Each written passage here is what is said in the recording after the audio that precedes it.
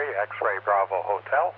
My name is Brian, and I'm your controller this evening for the Mississauga Amateur Radio Emergency Service Net.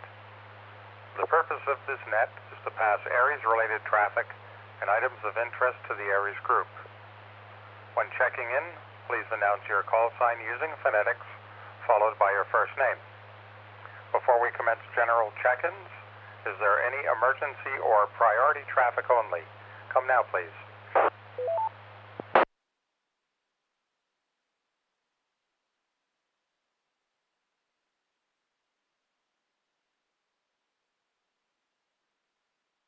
Nothing heard. Are there any general check-ins for the Mississauga Aries net? Please come now with your call sign and name. Victor Echo 3, Tango Kilo, India, Michael. Romeo Zulu, John. Victor Alpha 3, Hotel Echo Sierra.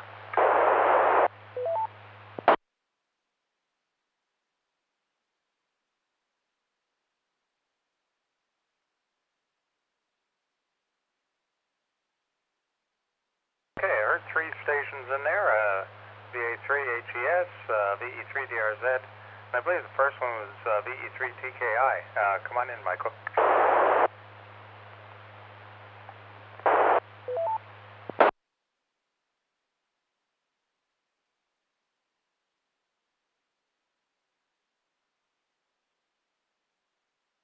Okay, that other station that was trying to get in, I thought it was TKI, but if you want to give it a try again.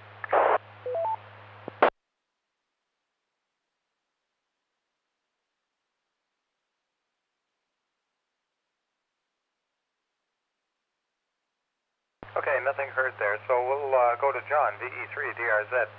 Come on in, John.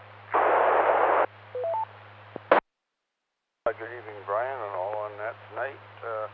Nothing of any significance to report here. We're still hanging in, sort of thing. Brian, I agree. I thought that was TKI that I may have come in on top of.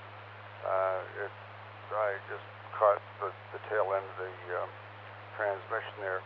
But in any event, as I say, everything is fine here.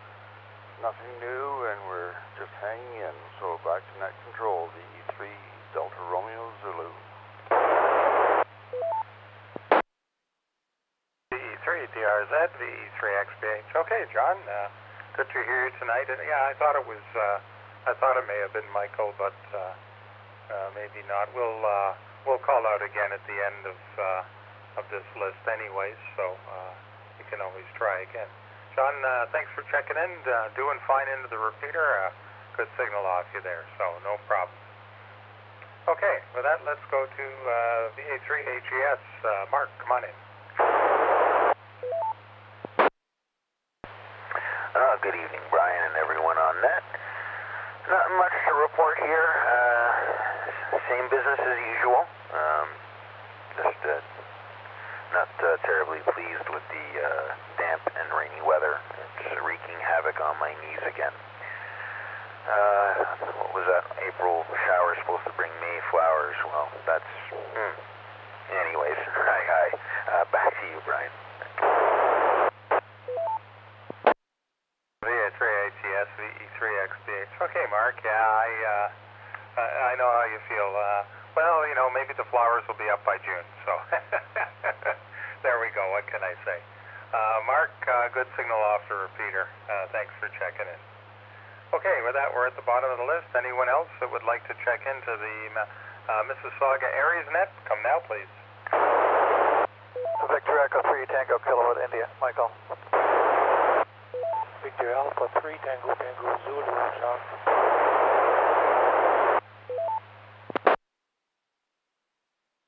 Victor Echo 3, Victor Golf Sierra, Peter.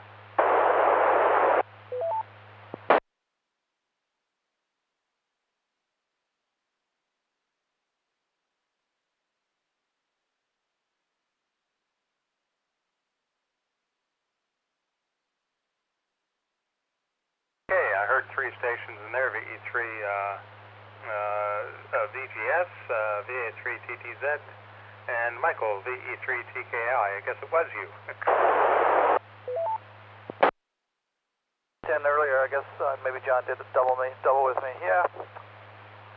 Nothing really new here. Really nothing, actually.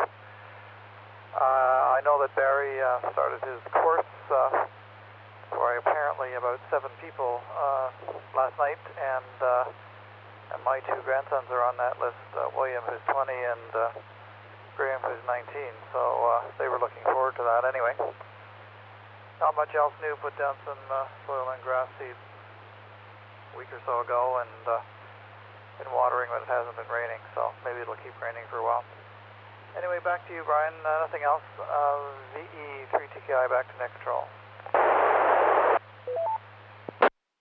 3TKI, VE3XBH. Okay, Michael. Good signal off you into the repeater, so certainly no problem there. And thanks for checking in. Good to hear that everything is okay. Okay, with that, let's go to VA3TTZ. Jacques, come on in. VE3XBH, this is VA3TTZ. Good evening, Brian, and everybody else on the net. I really don't have traffic. I was all excited about getting on tonight, but I don't have anything in particular. So I'll pass it back to you. This is VA3TTZ. VA3TTZ, VE3XBH. Okay, Jacques. Good signal into the repeater also. No problem copying you. Good to hear that you're still around, still there. That's always good to hear. So thanks for checking in with us, and I guess no news is good news. Okay, with that, let's go to VE3VGS. Peter, come on in, Peter. VE3VGS, good afternoon, everyone. My name is Peter, and I'm located in North York, close to 400 and 401 intersection. And I'm on the computer right now, and I heard the net going on, so I thought I would check in and say hello to everyone.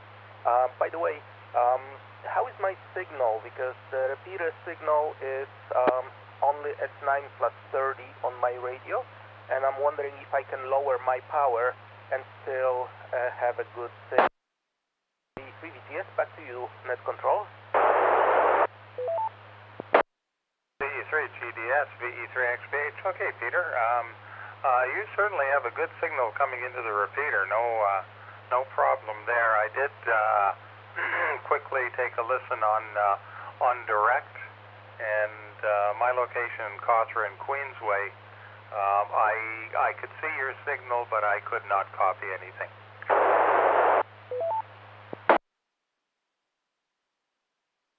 Thank you very much, Brian, for that report. I'm transmitting right now using 50 watts because I wasn't sure whether I would get to the repeater or not. I'll try to lower the power on my next transmission, on my next round, down to about 20 watts, and we'll see how that sounds like.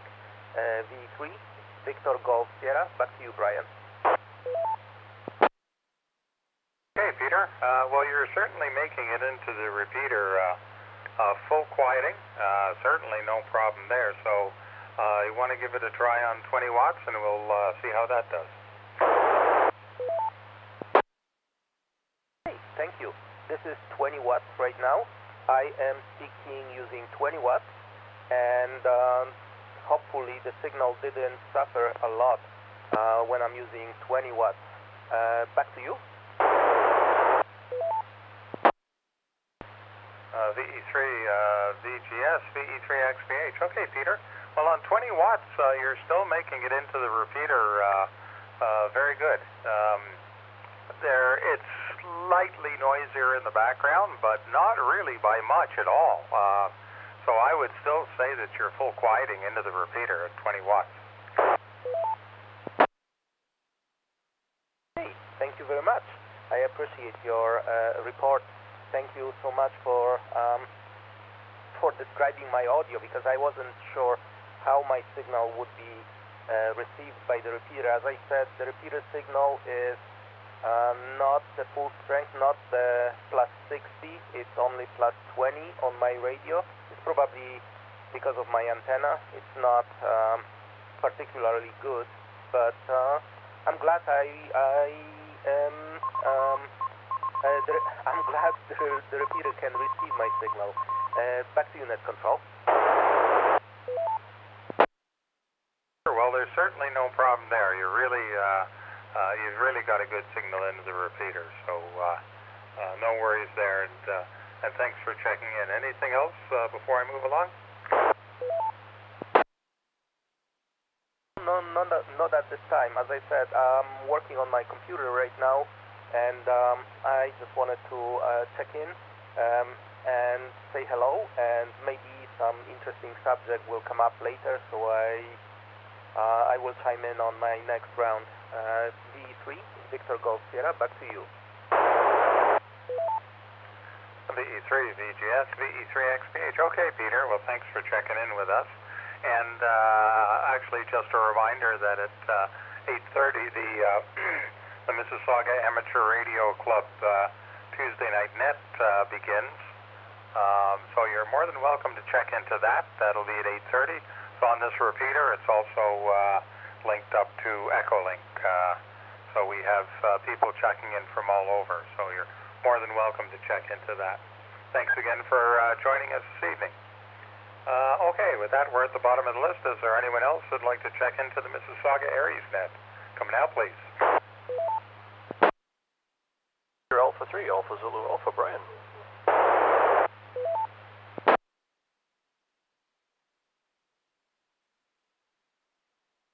VE3 AZA, VE3XPH. Okay, Brian, come on in. Well, good evening, Brian. I hope all is well with you and everyone else on the Aries set. Just dropped in to give you a check-in here, and I'll be on the Mississauga Amateur Radio Club Tuesday night at 8:30. But just saying hello. Over to you.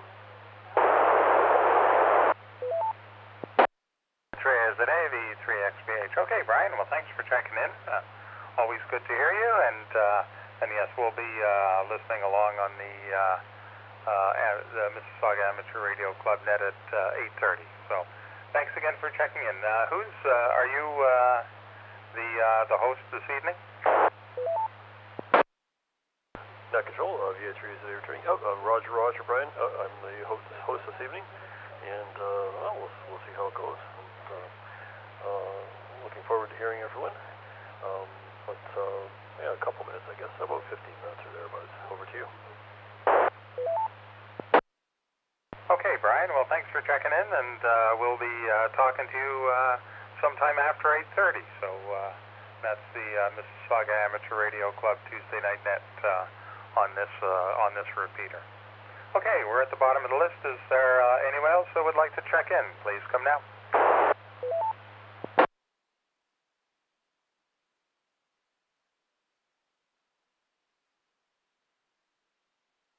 Okay, nothing heard, so I guess we'll tie the ribbons on this one for tonight. I'd like to thank everybody for joining us.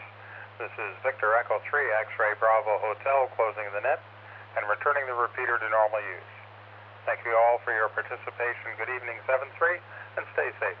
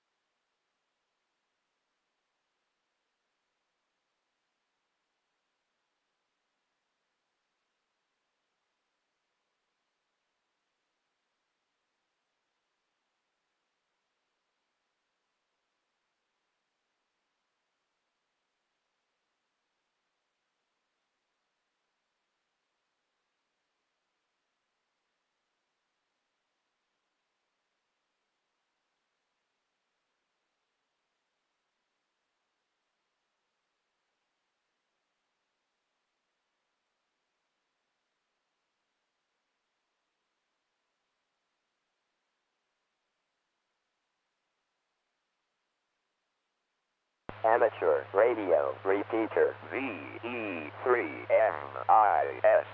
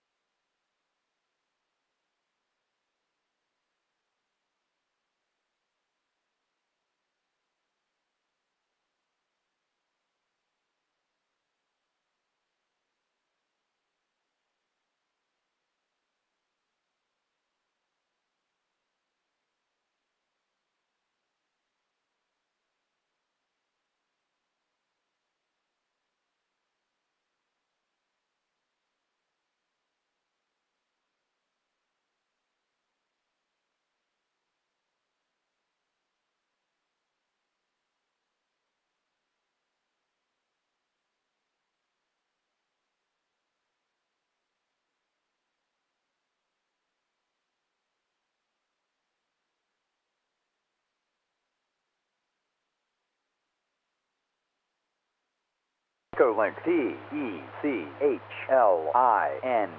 conference.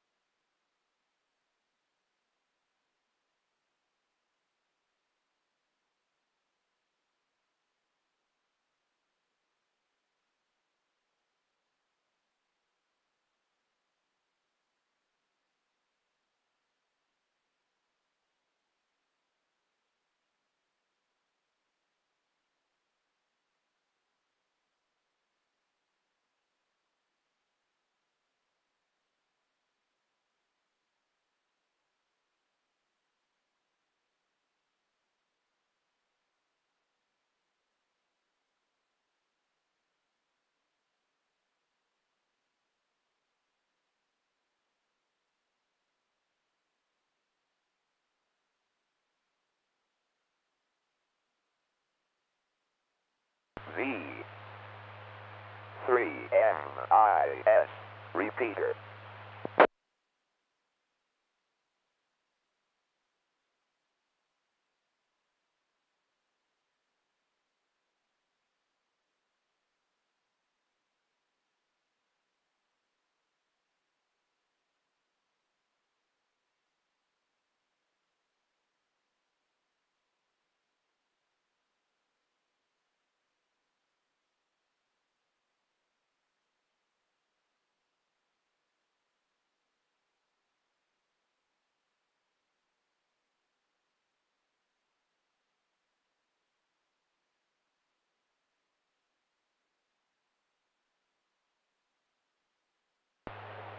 VE3XBH, VK6BQQ.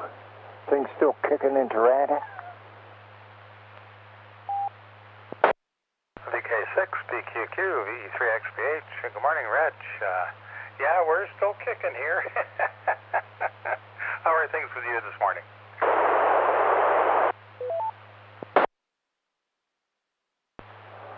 Top shelf. Yes, well, we got up, took a deep breath, didn't fall over. I got my coffee on, and here you are. So, hey, and I see Michael's in from British Columbia, so what else could be better?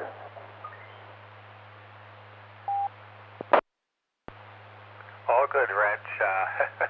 Yeah, we're a little wet right now. It's been kind of rainy, so, but that's okay. It's better than the white stuff, so can't complain.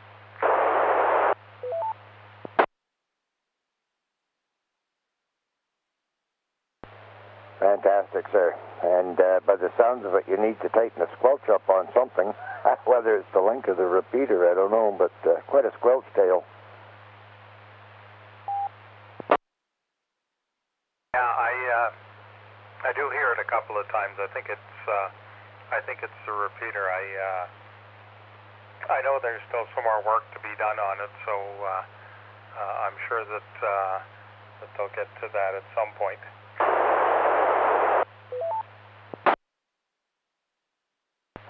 Well, you better get at it soon, because it could tie up the network. Either that or turn on the reverse burst.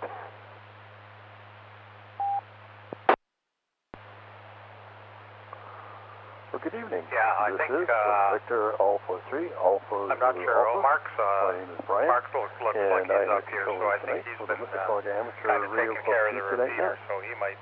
The net is available might on be Club able to answer. VHF and Ucklink between 8:30 p.m. and approximately 9:45 p.m.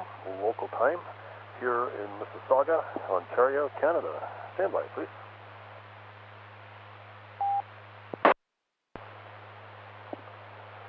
To participate in the net on the VE3MIS VHF repeater, tune 145.430 megahertz with a negative 600 kilohertz offset and a 103.5 hertz tone.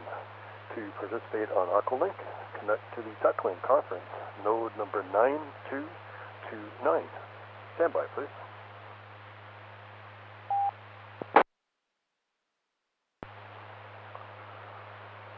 If you would like to find out more about the Mississauga Amateur Radio Club, visit our website at www.ve3mis.ca. That's Victor Echo 3 Mike India Sierra Charlie Alpha. Our email address is ve3mis.rac.ca. That's Victor Echo 3 Mike India Sierra at Romeo Alpha Charlie Charlie Alpha. Stand by, please.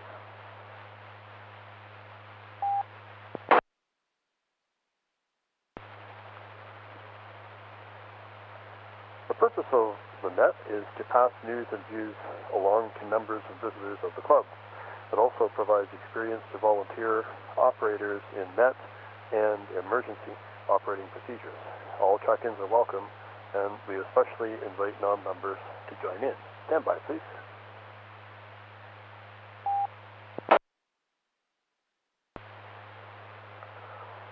The Mississauga Amateur Radio Club meets virtually via Zoom conferencing software on the second and fourth Thursday of each month. Our meetings emphasize comradeship and learning and are open to guests and visitors. See our website to learn how to join virtual meetings. Non-members who wish to attend should email ve3mis@rac.ca to obtain instructions for virtual admission. Stand by, please.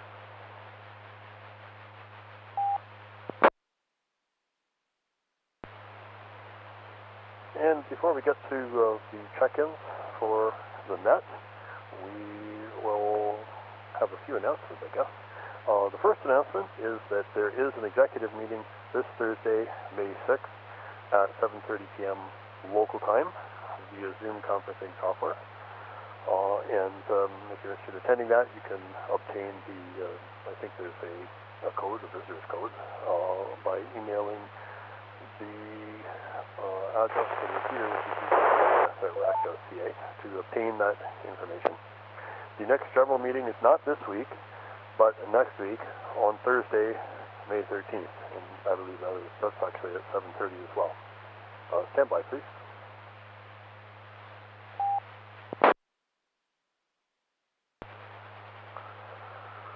We'll just mention a couple of nets that can be heard on this repeater. And the first is the Cross Canada IRLP net, which is every Wednesday between 11 and noon, local time, Eastern Standard Time, on this repeater on the RF side, the VE3MIS. And that is through IRLP 9013. Now, this connection is not automatic, and you will have to dial it in, although often if you come here between 11 and noon, you'll discover someone else has already done that, and you can participate. On Friday night, the TechNet can be heard on VE3MIS, and that is between 8 and 10 p.m. Again, it's local time. The conference is the same as this one, Echolink 9229, and the connection is not automatic. You'll have to dial it in, although you'll probably discover if you come here between 8 and 10, someone else has already dialed it in. Stand by, please.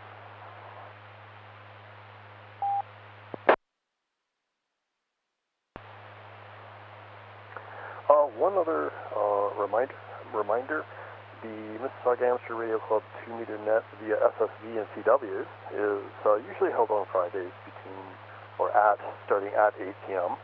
On or around the frequency 144.222. And the net control is usually Peter, and that's VE3MIS. So just a reminder for those who might be interested in giving 2-meter SSV and CW a try as well. That's at 8 p.m. around 144.222. Stand by, please.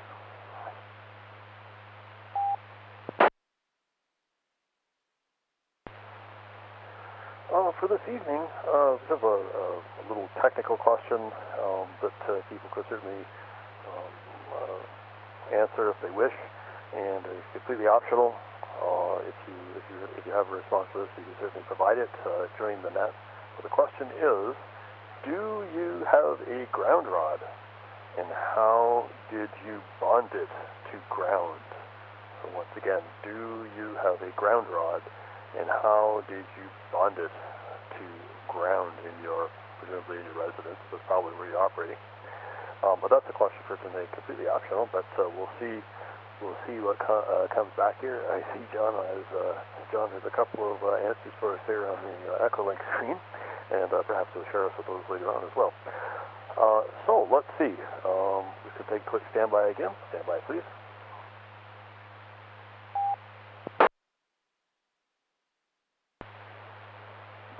Okay, the net will be conducted in 2 rounds, a check-in round and a 7-3 round. During the check-in round, check-ins will be called in 2 broad groups of traffic, short-time check-ins and general check-ins. Emergency check-ins will be taken at any time. Sometimes mobile, Echolink, and RF check-ins may be called by themselves to reduce the risk of doubling. Please listen carefully and check in with the group that best matches your circumstances. Finally, avoid transmitting more than 1 minute without keying up to prevent system timeout. Stand by, please.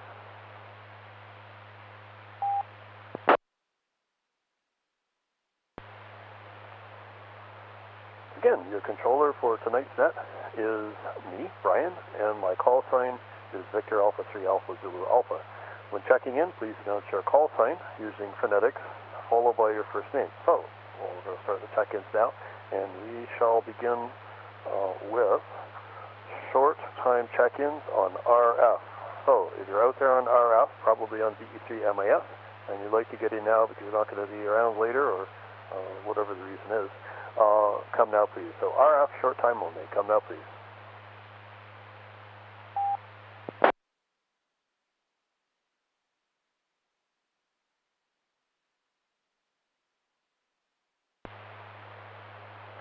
Okay, nothing heard for RF, short time only.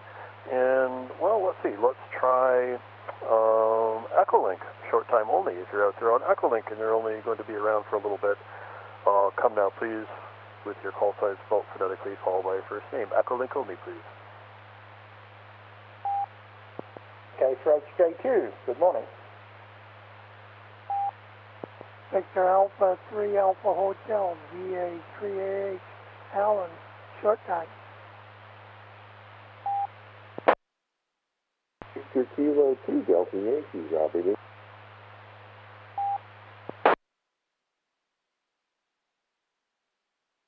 Whiskey Niner, Delta Mike Charlie, David, short time.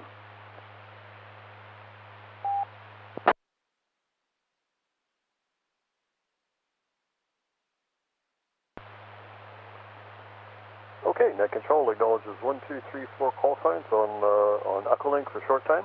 And let's see, from most recent to least recent, that was W9DMC, that was David. VK2DY, Robert, VA3AH, Alan, and VK3HJQ, John. And John, you're at the top of the list. So I'll pass it over to you. Hope all is well. Net control to VK3HJQ. Thanks, Brian. Morning. Freezing cold here. It's only up to 16 degrees C. It was 12 when I got up. At least the the sun's come out now, and looks like it's going to be a nice day. Got the second zap of Pfizer vaccine yesterday, so all good. A couple of weeks, I reckon, you'll be up to 95%, and everybody else in Australia is getting AstraZeneca, so I managed to con my way in to get a Pfizer vaccine. Tell you what, took a lot of effort. Ground rod, yeah, I got a tower outside, of course it's grounded, and I've got a copper cladded. Well, they don't actually make them out of copper anymore. They make them out of steel, and they copper clad them, so they cheap out on them. So 6 foot normal earth ground stake in the ground, and 6 mil square cable running into the shack, and everything's grounded. The whole shack. Currently, all the antennas are disconnected, and they go into a grounding bus bar and grounds all the aerials as well. And basically, that's the way it's been for 5 years. So I haven't been in my shack for that long to use any of the gear. But the problem is with lightning storms. By the time you hear the lightning, it's too late to disconnect everything. And of course, you know, it comes up lots of places, up the phone line, up the mains, down your antenna. Yeah, I disconnect everything and ground everything in this house to make sure nothing gets zapped. And even after all that, it did get zapped one day. Blew out the phone line, about 2 kilometres of phone line after it got hit, and blew the telephone socket off the wall in our lounge. My young fella, my kids are only young, and there's this big flash of lightning in the lounge. I said, "You mean outside?" "No, in the lounge." And I go in there and hit the phone socket charcoaled on the floor. And I had a phone dialer and a charcoal it as well, and I even had gas arresters on that phone line, and just blew the you-know-what out of that. So the bottom line is you can't protect against a direct strike regardless of what you put in. Thanks, Brian. Back to Ned.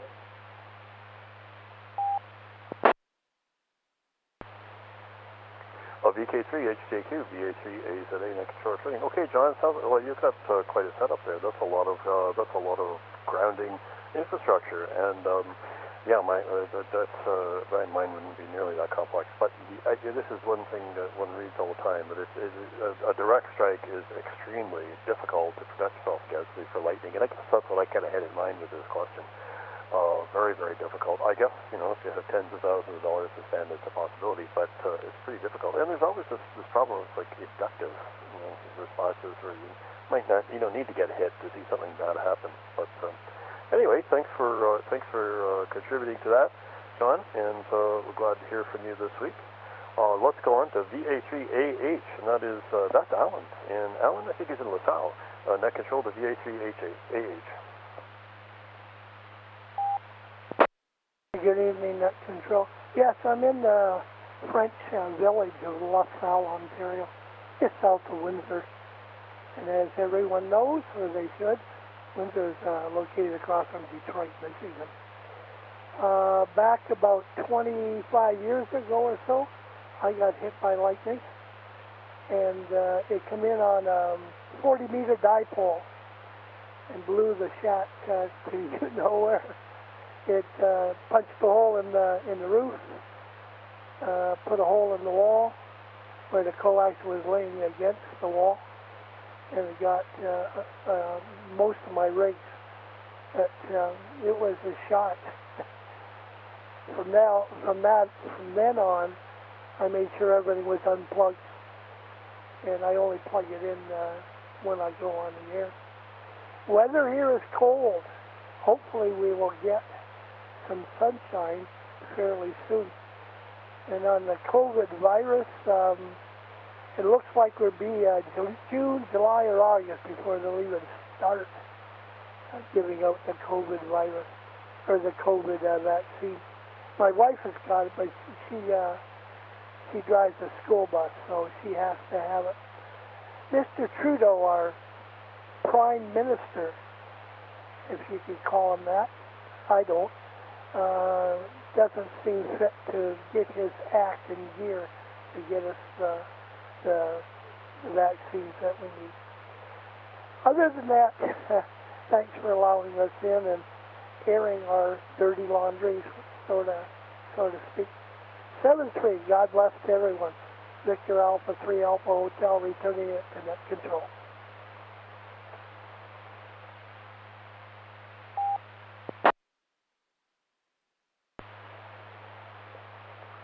VA3AH, this is VA3AZA, Net Control return. Okay, Alan, very interesting story about lightning. And yeah, I guess those precautions, if those are ones that we do read about often, disconnecting equipment and such. Of course, if it's a direct hit, it's just so unpredictable what's going to happen that I don't know even if that would work, but hopefully you'll get a direct hit. But it's kind of interesting that it does happen sometimes. Maybe not a direct hit, or something very, very close to basically a direct hit, and it's obviously not something that anyone would look forward to experiencing. I knew someone once whose father was killed by a direct hit from lightning, and he was on a sailboat at the time. But it shows you it does actually happen, and I remember him telling that to me. He said that he had the same advice. He said, it does happen. It does happen that lightning strikes where it's not supposed to strike. Anyway, thanks for joining us, Alan, and we've got you on the list, and thank you again for your check-in. Let's go to Robert, VK2DY in Australia. And Robert, hope all is well with you. Net control to VK2DY.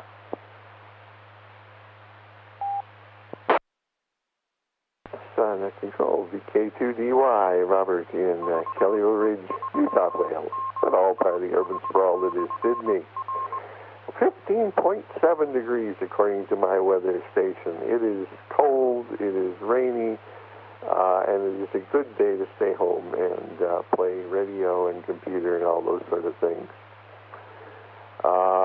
I have not yet gotten the vaccine. As John mentioned, the only one available here is the AstraZeneca. It's manufactured in Melbourne, and there's plenty of it available to anyone over 50. So I could get it today if I wanted. There's a place in Quaker Hill about 10 kilometers away that would give it to me today if I wanted. So because we have 0 cases of COVID, I'm still trying to do what John did and get a Pfizer. But yeah, it is difficult. Pfizer vaccines are supposed to be reserved for people under 50. Anyway, other than that, the only grounding I have is the one that came with the house. Metal rod outside by the circuit breaker box that sticks into the ground and is connected to the house with a copper cable. So I have not added any grounding to that. It's just the one that came with the house in standard location underneath the circuit breaker box. So not much else to share other than that. Thank you very much for taking my check-in. VK2DY.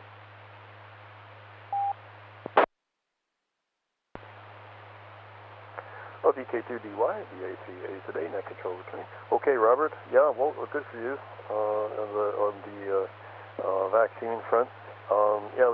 Everything here in Ontario is kind of selective now. So they've moved to dealing with hotspots, and that's sort of how it's unfolding at the moment. So all of a sudden, I happen to live in a hotspot, so all of a sudden there's lots of vaccine around in this area. And they've changed the rules about who can, they're being more permissive about who they prioritize. So anyway, it's all moving and changing as we speak, and I don't know if that's the case in other places, whether they're taking that approach, but it seems logical. Anyway, I think I've got my next one, I think is in May, or July, sorry, that was July. I had one, I got another one, I think in July. Okay, well, good to hear from you. Let's go now to David, and David is W9DMC. David, we'll pass it to you, net control to W9DMC. Well, thank you, Brian. I don't have any particular traffic for the net tonight, other than to say thank you for doing this for us, and 73s to everybody. W9DMC, back to you.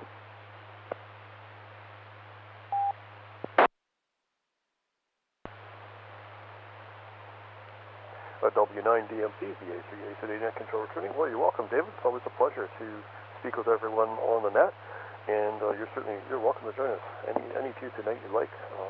Everyone's welcome, and we're always pleased to have people dropping by, either for check-in or for chat, to say hello. That's fine. So we got you on the list, and we're glad you made it.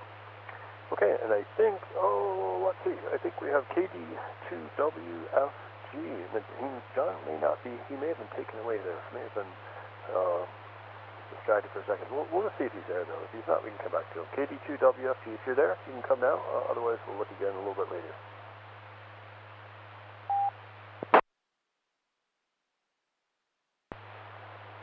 Okay, KD2WFG, that's okay. We'll keep you on the list and give you a call a little bit later.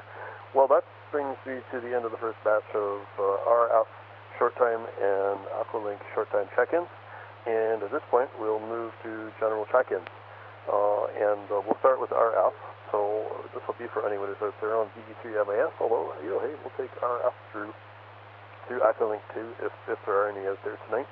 But if you're on RF and you'd like to join us here in this amateur radio club 2 Meter Net, come now please with your call sign, spelled phonetically, followed by your first name, RF only.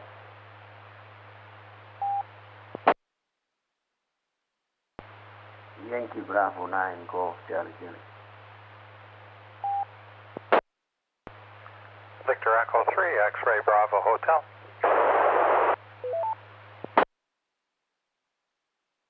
Victor Echo 3, Whiskey Bravo Foxtrot, Barry.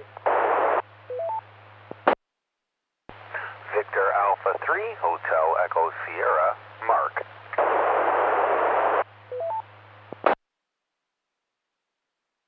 Echo 3, Victor Golf Sierra, Peter.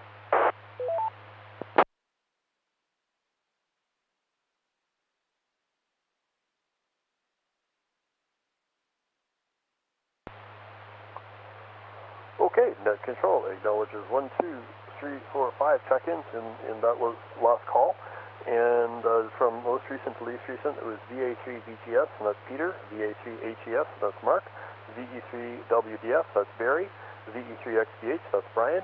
And YB9 GCC, and I didn't get the first name on YB9 GCC, but you can give it to us right now. You're the first call sign on the list. So net control to Yankee Bravo 9, Golf, Charlie, Charlie. Over to you. Victor Alpha 3, Alpha 0, Alpha, Brian, thank you very much for calling me back. Yeah, this is Yankee Bravo 9, Golf, Charlie, Charlie. My name is Ari. My city is in Sumbawa Island, West Nusa Tenggara, in Indonesia. It's coming for the net. Well, here I got 23, 24 degrees Celsius this morning. Local time, 9 o'clock in the morning. And good night to you. Net control. Thank you. Thank you once again to all our stations connected. Yankee Bravo 9, Golf, Charlie, Charlie, 70.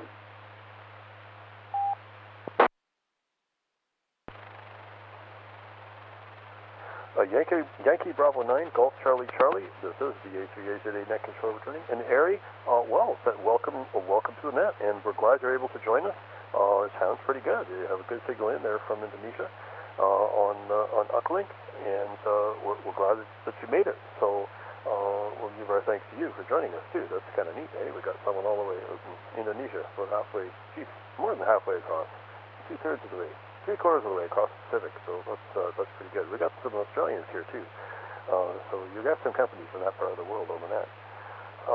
Great. Let's see. We're going to go down to Brian, VE3 XBH. Brian, if you're there, come on in. Over to you. VA3AZA, VE3 XBH. Brian in Mississauga, my home QTH Cawthron, Queensway. Not much going on here, Brian. We're just kind of waiting out the whole COVID thing. So I've had my first shot, and we'll have to get our second one. And I think ours is in June, something like that. A little bit of ways yet. So, but other than that, as far as grounding goes, and I'll drop for a sec.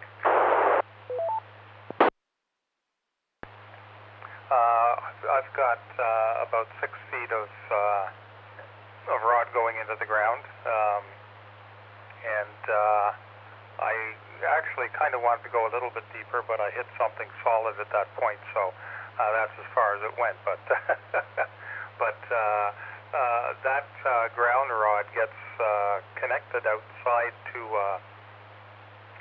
to a copper bus bar that I've got my lightning/static arresters attached to.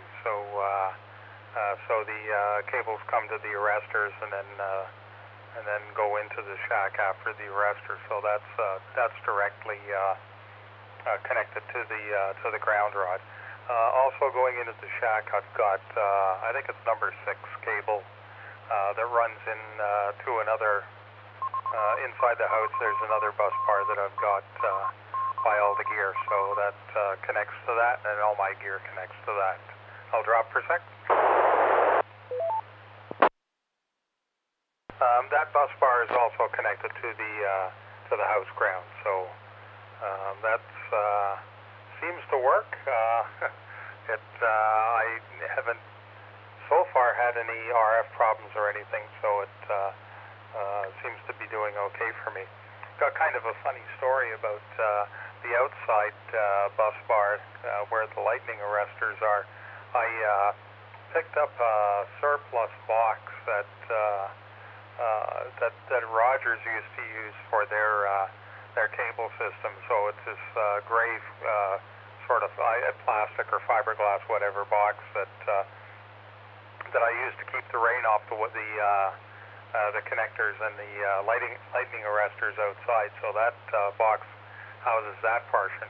And one of the Rogers guys came up to my door one day and knocked at the door and says, "What's this?"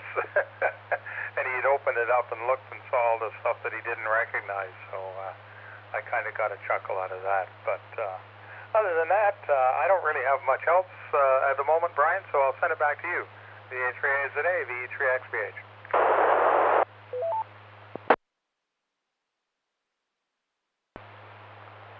Well, VE3XBH, VA3AZA, net controller training. Okay, Brian, sounds very good, very good. Actually, I'm curious, with your lightning arresters, so they're on their own bus.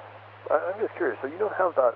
I think the setup that I was looking at if it's a copper bracket on top of the clamps actually to the ground rod or the ground electrode, and then the lightning arresters mount onto this bracket. So it's sort of kind of an interesting piece of hardware. But to me, it sounds like you've got things separated a little bit, so that your lightning arresters are in a location that's sort of down wire from the copper ground rod, whereas I'm looking at the lightning arresters mounted on a bracket. Is that right? Over to you. The bus bar that the lightning arresters are connected to is connected directly to the ground rod. So it's sort of like a bracket on the ground rod. So it's all kind of one piece of copper that they're mounted on. So the cable from the antenna comes in one side of the lightning arrestor. The arrestor itself is mounted on the bus bar, which is mounted on the ground rod, and then the other side of the lightning arrestor goes into the shack.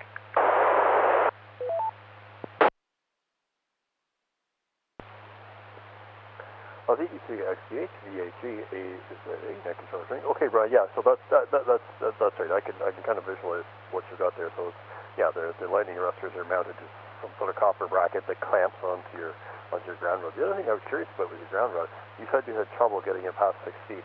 I know I was doing kind of a test drill with my ground rod, and I did a couple places. And in one place, I noticed that I got it down into the ground about a foot or so, and then after that, it just went in about another foot or so with absolutely no effort, but very, very little effort.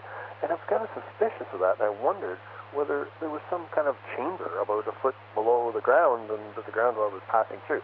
And of course, if that was happening, the contact wouldn't be as good in that particular location. But I don't know if you noticed any moments where the ground rod seemed to slide overly easily into the ground, apart from the moments when it doesn't want to go any further. Over to you. VA3AZA, VE3XBH. I didn't really. I did find when I was driving it down that I had portions where it seemed to be a little bit harder than others, but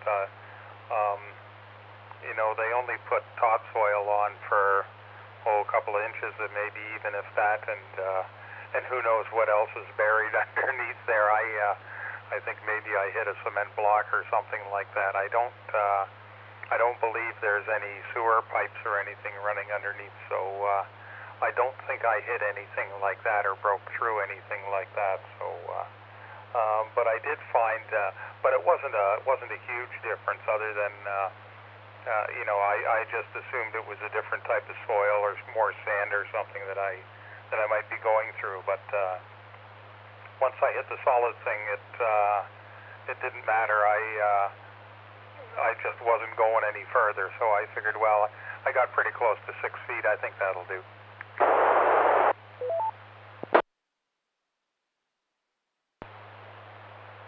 VE3XBH, VE3 net construction. Okay, Brian, very, very interesting. Yeah, and I see Reggie's teasing me here. He says I hit a gas main or something. No, I didn't. I'm still here. Yeah, I guess you really don't know what to expect until you do it. And I went to the trouble of, which I guess they like you to do, contacting the utilities about the location. There's this great, in Ontario, there's this great website where you go and you draw out the path that you want to do your digging in, or you want to put your buried cable in, and then that, you know, it's on a map, and then that gets passed to a bunch of utility companies like the electric utility and the gas utility, City of Mississauga for septic and water supply and all sorts of stuff. And there was nothing in the area there as I checked, and there was a gas main about maybe about 10 feet away on the other side next to the other property. But I was pretty safe. But yeah, that's something you obviously got to be careful about. But even then, you don't know really until you start doing it. The one thing I noticed from the telephone company is that, at least where I am, they told me, well, stay within 4 feet of your fence line in case there's anything there. Don't go any deeper than 8 feet or so if you're within 4 feet of your fence line. So I thought that was kind of interesting. I guess there was something over there at the other end of the property. But anyway, quite an interesting experience. So I'll pass it back to you for any final comments here, Brian. Net control to VE3XBH. Yeah, Brian, we not for this project, but for another project, we had them come and show us where everything ran, and for the most part, it ran down the property lines. Across the back of us is hydro and bell and cable all run across the back, and the gas runs in from the front along the side. So I pretty much knew where everything was. But you know, that being said, I've found just generally digging, if you want to plant a tree or something like that, someplace where there isn't supposed to be any cable, I've run into either an old telephone or an old cable TV cable that's just been kind of buried and left. So you never know what you'll find. But I'll send it back to you, Brian, and let somebody else have a turn. VA3A is the day, VE3XBH.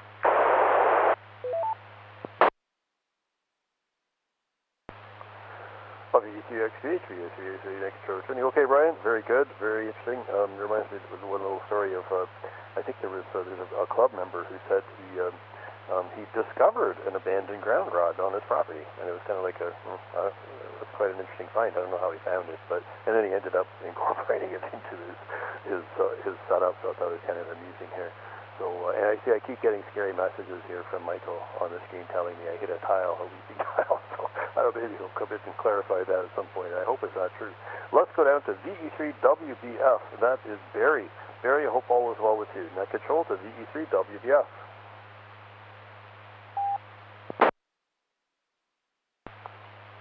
VE3AZA, this is VE3WBF. I'm doing well. I'm healthy and reasonably happy.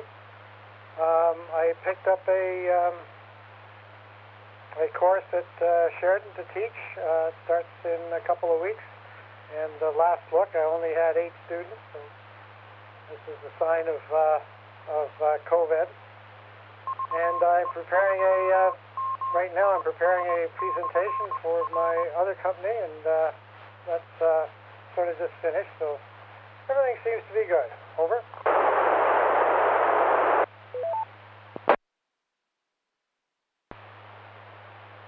VE3WBF, VA3AZA Net Control Returning.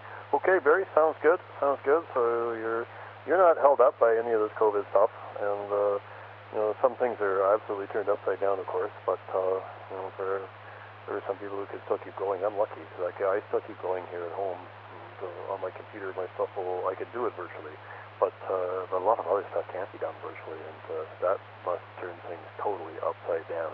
I can't imagine working in some of these places I've read about where you know you've got to be there. There's something. I mean, I guess surgery is something that you can't do remotely, or you might get assistance remotely, but well, maybe robots could do it. I don't know, but it sounds like you're not held up by those concerns, and that's good. We'll pass it over to you for one more. Anything else you want to say there, Barry? Net Control to VE3WBF.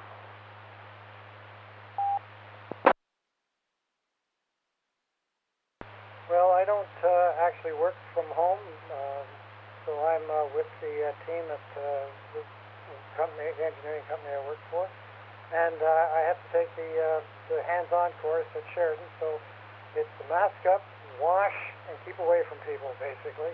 Over.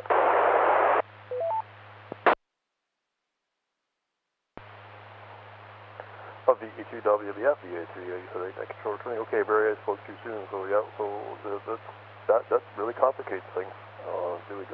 Doing the whole protocol there for some of these things that just absolutely require presence, I guess, to complete. Anyway, well, everyone's crossing their fingers, of course, that the vaccine will spare us from much more of this extra work.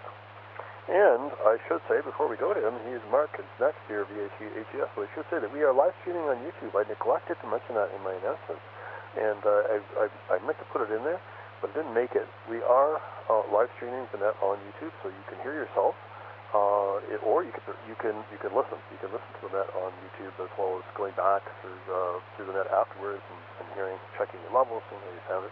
But I'm going to pass it to Mark, who is in charge of that endeavor. And we thank him very much for his efforts. He is next on the list. Net Control to VA3HES.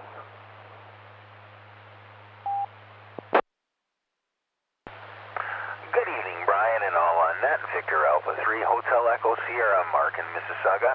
Yeah, thank you for mentioning it, and I keep forgetting to throw a reminder out the day before on both our message board and to our group chat there. But yeah, we're live on the VE3MIS YouTube channel. Please give it a watch and like and subscribe. Happy to report that the wife and I have a hot date with a cold vaccine on the 14th. We've both got our dates for our first jab, so quite happy about that. And I think it was Roger. I caught somebody earlier talking about the long squelch tail on the repeater. It's on the hit list of things to fix on my next visit to the repeater site, so it is a bit annoying, and I will get that tweaked up soon. I'm going to drop for a second. Yeah, that's squelch tail. As far as grounding, probably the most miserable experience in the ham radio hobby was the entire afternoon I spent trying to drive a 10-foot ground rod into the ground next to my house. Next time I have to do it, I will splurge and buy there's an attachment you can get for a hammer drill that allows you to essentially hammer it in like you have a little jackhammer. It took the better part of 4.5 hours, and my arm shook for about 2 days trying to use a sledgehammer to drive it. But I have that device, Brian, that you were talking about, that clamp that holds the surge suppressors. It's made by Alpha Delta. That's what I have. And then off that same ground rod, I've ran a number 8 wire into the shack, where I have my service entrance for the 2 antennas and a small bus bar that all my equipment's grounded to. The next project is to bond that ground rod to the house electrical. That's the one thing I neglected to do. Otherwise, that's it for now, and back to you, Ryan.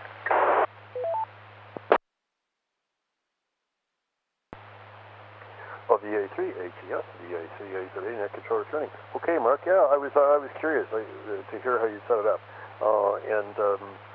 yeah, it sounds pretty good. The bonding, it's interesting. The bonding, Often, I guess it does have to. Well, it could come through the house from the ground from the ground rod to the house electrical. Some people recommend that it stay outside. I know for me that would be kind of complicated. If I had the electrode in the ground and the lightning arresters mounted on the electrode, as I think that sounds like what you've got, and then you have the ground wire. Number 6 or 8 or whatever, coming around the outside of the house to the service entrance for electrical and attaching there. But I've seen people recommend that, but I don't know. So there's quite a bit to understand about the setup of the ground. But anyway, yeah, that sounds similar. Your ground rod plus lightning arresters sounds like kind of the same setup that I'm thinking of. And yes, the hammer drill. I've been looking around to see where you could rent that. I don't know, where did you rent that at Home Depot by any chance, or with you?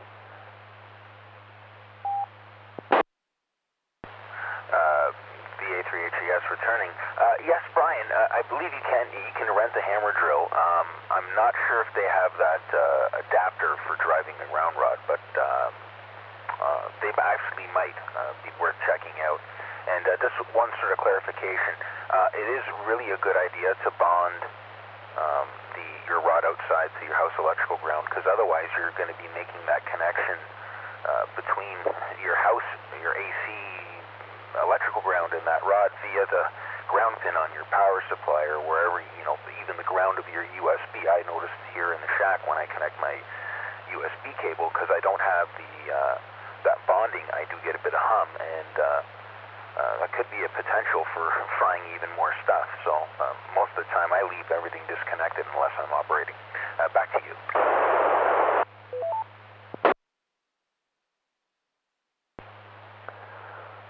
VA3HES, VA3HES net control training. Okay, Mark, yeah, very, very interesting. And yeah, that's more stuff to consider there. Actually, speaking of that attachment for the hammer drill, I have a feeling those things are expendable. Like they only tolerate, it's a consumable item, and you stick them on the end of the hammer drill, and they may be destroyed by the time the job is finished. That's my impression. I could be wrong, but I think I saw one on one of the websites. And it was quite expensive.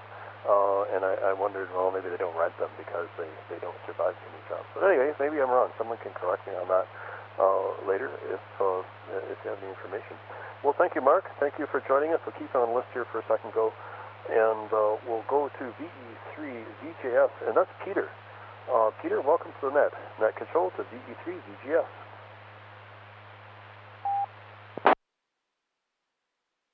Yes, good afternoon. Actually, good evening, everyone. This is my first time on this net. I'm located in North York, close to 441 intersection. And as far as the grounding goes, I don't have a ground. I live in an apartment on one of the top floors, and I simply cannot ground my equipment. Let me drop. So for protection against the lightning, I rely on whatever the building has on top of the roof to discharge the lightning strikes. For the radio, obviously, I cannot connect the proper RF ground in any circumstances, so I rely on having antenna well matched when it comes to SWR. And I have ferrite chokes on all the cables that go into the radio. So this way, protecting the equipment from RF problems, and I haven't had any. Let me drop again. Amateur radio repeater VE3MIS.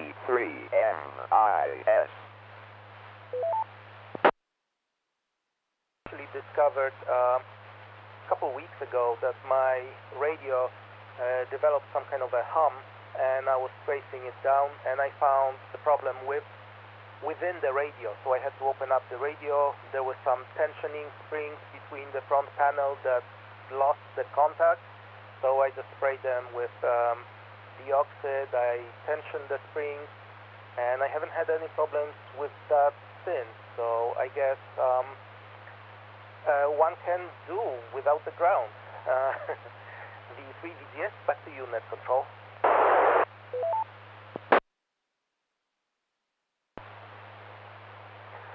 VE3 DTS, this is the A3A controller tuning. Okay, Peter, that sounds like, that sounds like you're doing pretty well, considering that you don't have access really to your, to a ground that's close to your operating area. I mean, like a ground, the place where you put your ground rod and that kind of thing. And of course, there's limited access to whatever is in the building, but it sounds pretty good. Doing what you can do. And it kind of reminds me of some of the things I read about for people doing second floor, if they happen to live in a building, like a second floor kind of ham shack setup. But yeah, good for you on sorting out your hum problems in that radio. That's good. I mean, it's some of those components, I guess, are going to oxidize a little bit, and they need some periodic maintenance. And so you trace it down, fix it. So good for you. Is there anything else you want to add in this first go of the VE3A today over to VE3 VGS?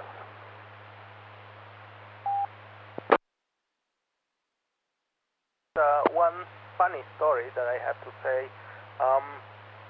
It's about grounding, but in a different way. I discovered when I was listening to the radio, that was prior to getting amateur radio license, I used to listen to shortwave radio, and I discovered that in the absence of proper ground, I could use exercise weights to create some kind of ground that actually worked for lowering the noise floor.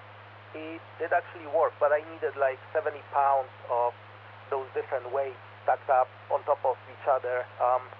But I have no idea how it worked, but it did. VE3 VGS, back to you.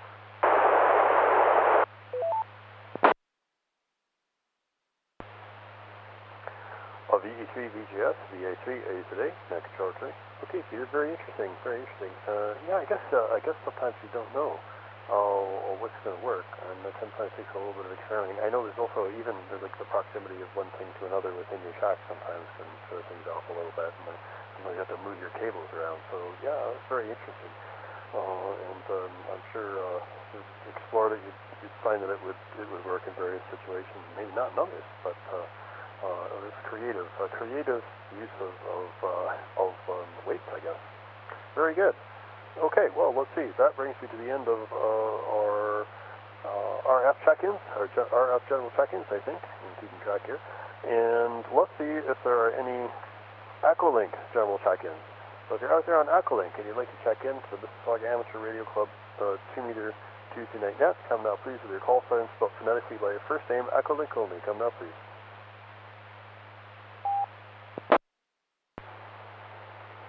Victor Echo 7 Kilo India, Michael in Rock Creek, British Columbia.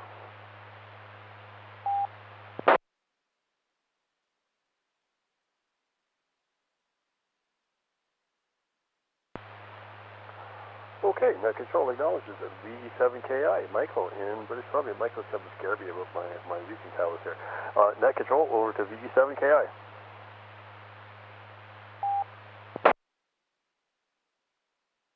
VA3AZE, VE7KI. Michael here in Rock Creek Recreational Site, north of Mission, BC. One of the things when you're talking about grounds and people haven't actually separated them, you have 4 grounds, and don't ever connect your radio equipment, bond your radio equipment to the earth ground that's in your home. If something is disrupted and you have a secondary ground coming off your radio equipment, if something disrupts your earth ground, all your radio equipment becomes hot. So that's a bad, big no-no. You want a safety ground, that's a ground rod or a grounding plate. You do not have to drive a ground rod 60 feet into the ground. You can use and buy grounding plates that you just have to bury, and they become your safety ground. Separate, of course, completely from your electrical ground, which is a return path for your 110 volts for your 220, so that you can split the 220 into 110. We use ground for return path in North America. And you have your RF grounds, and your RF grounds have to be particular. They're very fussy. If you want a very low RF return path to ground, you have to be careful not to make a secondary antenna by doing so. You typically will RF ground using the outside of the inside of a coax cable. The outside of your coax cable goes to your bonded systems. The inside goes to your RF grounds, which is several lengths of antenna material for each frequency that you want to do the RF ground. Of course, those poor guys in apartment blocks got to use dipoles or some kind of balanced antenna. Let me break. If you're working with ham shacks and things that are up the mountain or something like that, then you want to use grounded antennas like folded dipoles, or of course the good old plumbing tree, the J-pole, which are both grounded antennas, which you can safely ground them directly. And so if they get struck, things go to ground. Outside of that, use gas tubes on your coax cable. And if you just disconnect your radio from your cable and you get struck, it's going to burn your house down. You have to disconnect your stuff from outside. VE7KI back to net.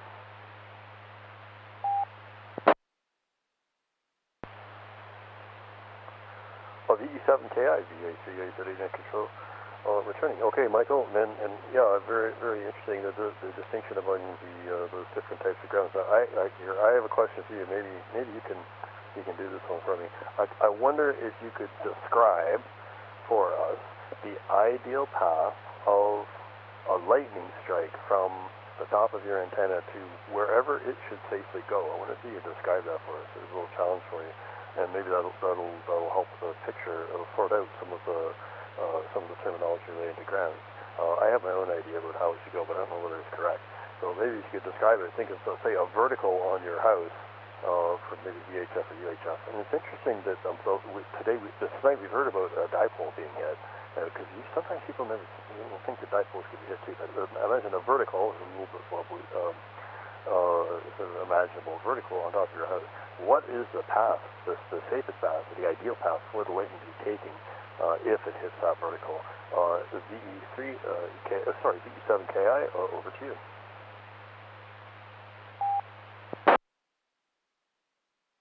Yeah, VA3AZA and VE7KI. Just so you understand, I'm a communications engineer. I used to put up systems for Pacific Canadian National and the British Columbia government, and we put up a whole hockey stock full of shacks and antennas, microwave equipment, etc.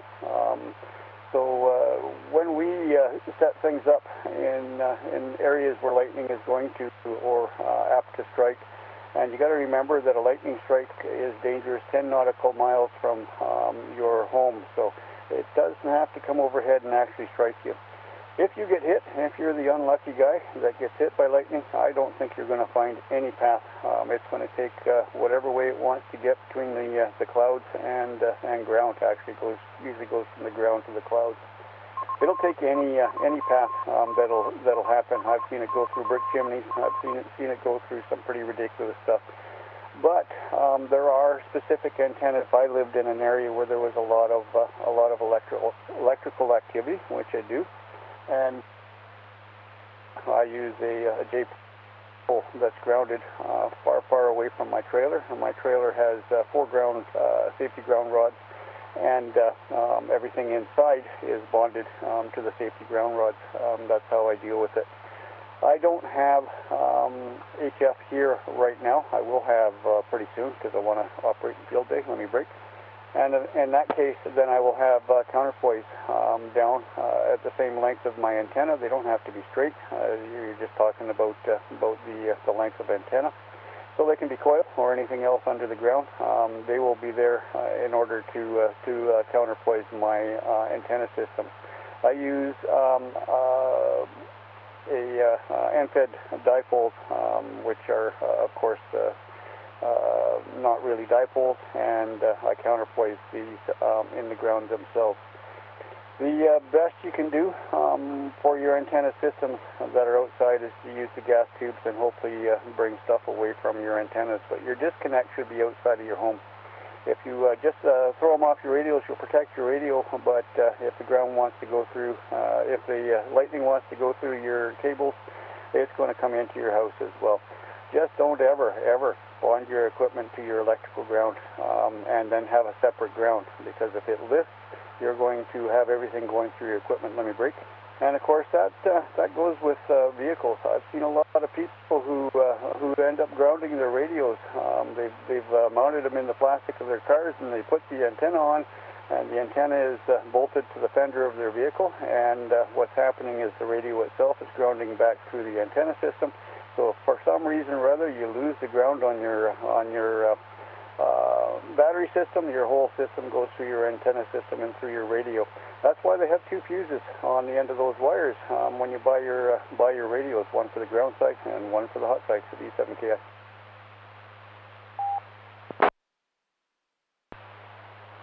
VE3MIS VHF NET construction. Okay, Michael, very, very interesting. Yeah, the mobile radio, so it's on one line near the radio, and it's on both lines, positive and negative at the battery is right.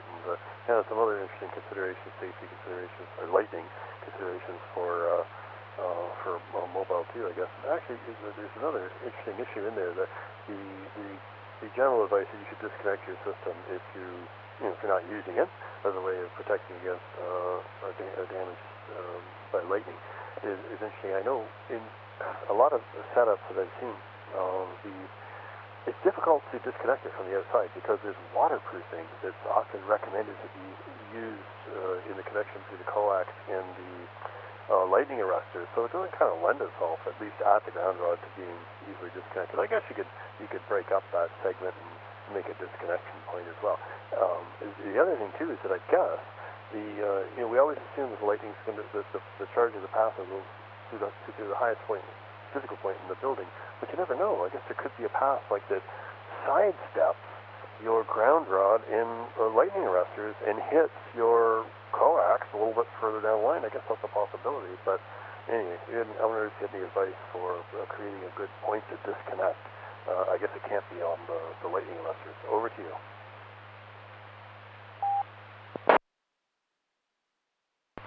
Yeah, they make solenoids for disconnecting your radio. What you normally do is the solenoid will disconnect your electrical system and ground it to your safety ground.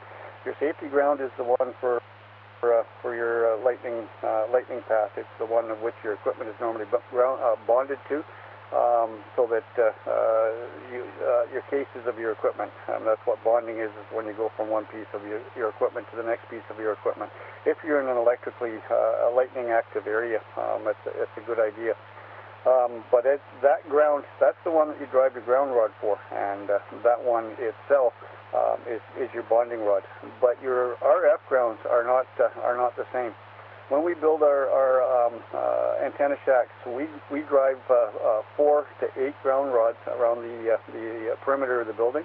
They'll also bury plates. You can buy grounding plates as well from Home Depot or other places. You can bury them as safety grounds as well. We bond them together with Aluma welds. They're actually welded to the copper line that goes around. We connect all of the safety grounds together with copper wire. We do that even in our amateur system if you do it properly. And then we bring that in as our safety ground. But that's not our RF ground. That one's separate, and it's not our electrical ground, the one that goes between the 210 volts that goes back to our hydro company. We don't go near that or touch that. We might double it up if we don't think it is making out right, but we don't connect our equipment to it, the V7KI. Just a comment.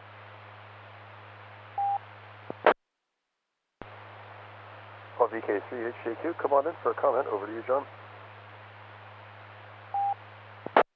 Brian, yeah, this is very important, this, about RF ground, separate ground in the shack, and separate mains ground that you have on your house.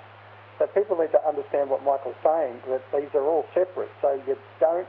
Is that what you're saying, Michael? Because how I've got mine set up, I have a separate RF ground, the safety ground and the house ground are completely separate to each other.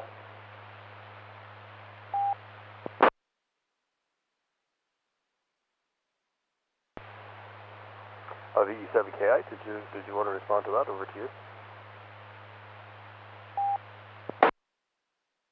Yeah, that's how we do it. They're all separate.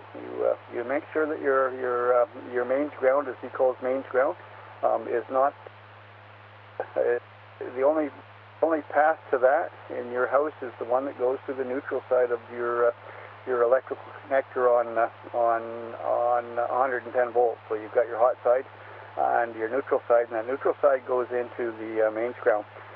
We don't connect that to our safety ground. That's a safety ground. We don't want mains current going through that safety ground unless it's to blow fuses and shut down our radio shack.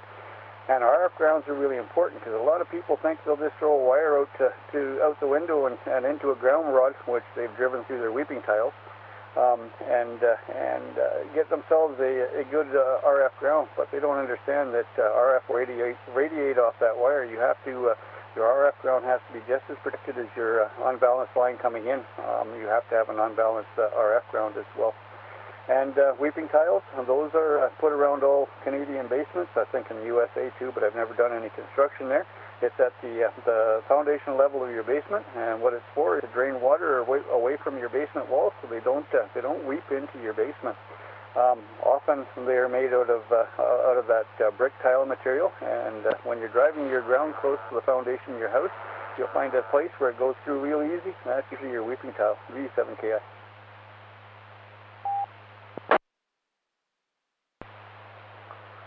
VE7KI, VA3A construction. Okay, very interesting, Michael. Boy, lots of stuff there. Great clarification on those. And thank you, John, too, for clarification too on the different grounds and bringing that up. Yeah. I'll work you now. And, I didn't think I was too close to my foundation when I was trying that ground rod, but anyway, maybe I did. Who knows? Okay, well that brings me to the end of the list of the Echolink check-ins, the last little batch of Echolink check-ins we had. Maybe we should look for some more check-ins, see if there's anyone else out there who wants to join us in this is how Amateur Radio Club 2 Meter Net. And we'll go with anyone, RF or Echolink. If you're out there and you want to join us right now, come now please with your call sign spelled phonetically followed by your first name. Victor Alpha 3 Papa Lima Juliet Jason. 3 Tango Golf Lima. VE3MIS.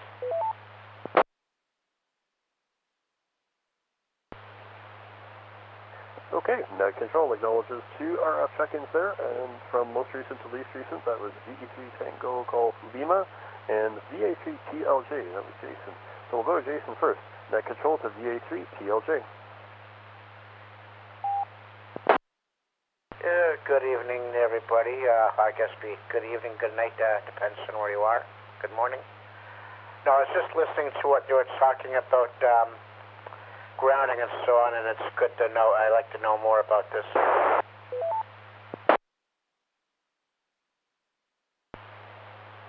Oh, VA3 TLJ, VA3A today, Net Control tuning.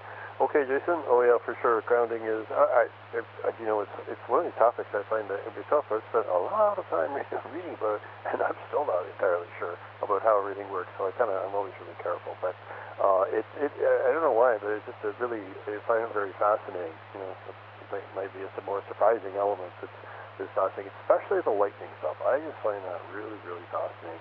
And of course, you know, it's something you have to kind of plan for. So. Yeah, it is. It's a neat topic, a neat aspect. It might not be the one you think that's going to grab your interest, but boy, I really kind of got mine, and I enjoy hearing all about it. We'll pass it back to you, Jason, if there's anything else you want to add. Net Control to VA3 TLJ. Not right now, but thanks. Good evening or good morning to everybody on frequency.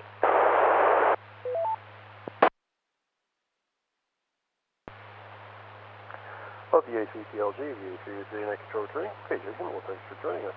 And let's go down to VE3 TGL. And, I forgot the name. I know the name. I know I've seen this call sign before, and I probably said I forgot the name on that occasion too. But to give us your name when I pass it over to you, Net Control to VA3 TGL. Thanks there, Net Control. VA3 TGL, name is Uwe, Uniform Whiskey Echo. Anyways, good information there on the grounding. I was listening along there, and it was a great summary of what the grounding is. And I guess that's the idea of having the shack in the back, so your RF and your main ground is farther away the better. So it's kind of hard to keep that separate, I guess, if you're in the same building as both grounds. And anyways, and good information. And me too, like Mark, I put a ground down rod in last year, and I haven't really hooked it up yet to anything, but I got it in the ground, and but I think I hit a rock around 8 feet down, so it's sticking out, maybe 8.5 feet down, so maybe it's sticking out about 1.5 feet.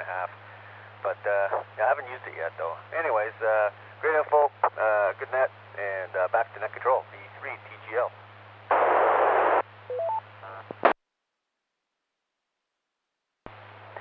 VE3 TGL, VA3A today next to us. Okay, yeah, that's right. Yeah, I remember now. Yeah, that's I guess there's some probably positions in a building that are to sort of work out to be more convenient for a setup of the shack than others. And sometimes if you're lucky, you can do that. Other times you have to sort of improvise. But yeah, and I see John VK3HJQ has noted in the message window there that people do need to really understand grounding and issues related to that, and he's put up a link to the ARRL's I think it's a description of a book called Grounding and Bonding, which is all about some of these details for those who aren't really interested. So thank you, John. And it's on ARRL's website. They head over there. I'm sure there are lots of other references too. You probably find many references to that book and all sorts of grounding stuff. But yeah, that was kind of famous. And thanks for reminding us about that too, John. Alrighty, that takes us. That's the end of our list. We are at the end of our list of check-ins for the first round, and well, we'll see if there's anyone else out there. Is there anyone who would like to join us? Come now, please.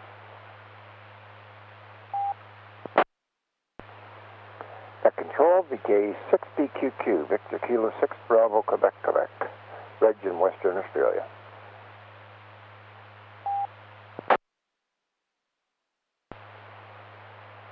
VK6, BQQ, VH3 net control returning. Hello, Reg. And we got another communications guy here.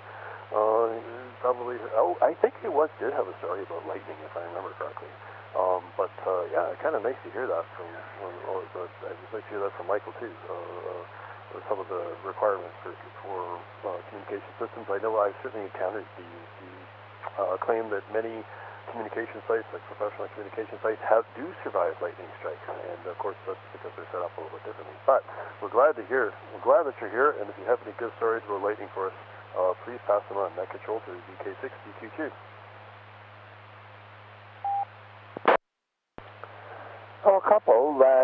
Yeah, lightning is a beast of itself, that's for sure.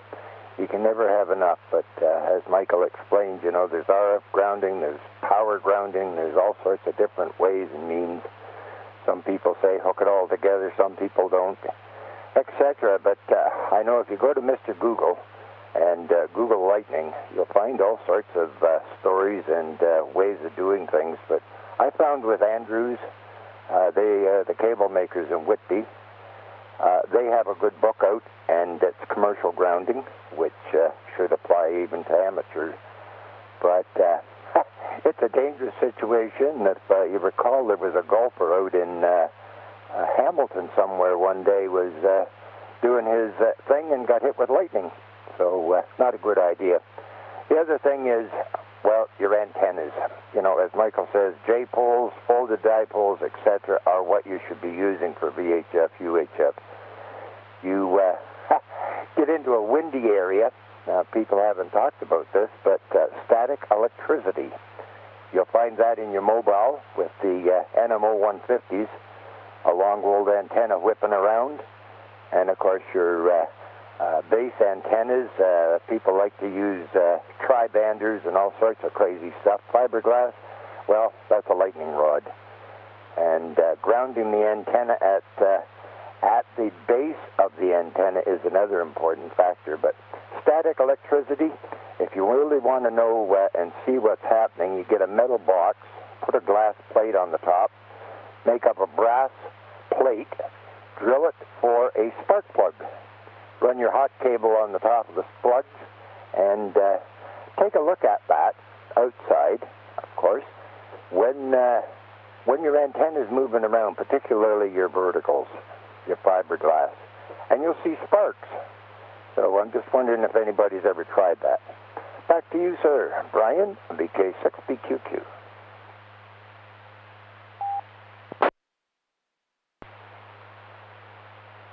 VK6, BQQ, VE3 net controller training. Okay, Reg, very interesting. And another, this is maybe something that's so easy to overlook too, because it doesn't seem like an enormous amount of energy, the static electricity caused by wind friction, essentially. Very interesting. So, yeah, I haven't done the experiment you've described, but certainly have been warned about static electricity and discharging that as well. Because really, that's probably the thing that will be more problematic than lightning. Of course, lightning is extremely dangerous if it happens. But the wind probably, around here anyway, but it blows frequently, and there's probably enough to generate that static charge. Very, very interesting. Yeah, see, there's another small force on your at work on your station that might be easy to overlook.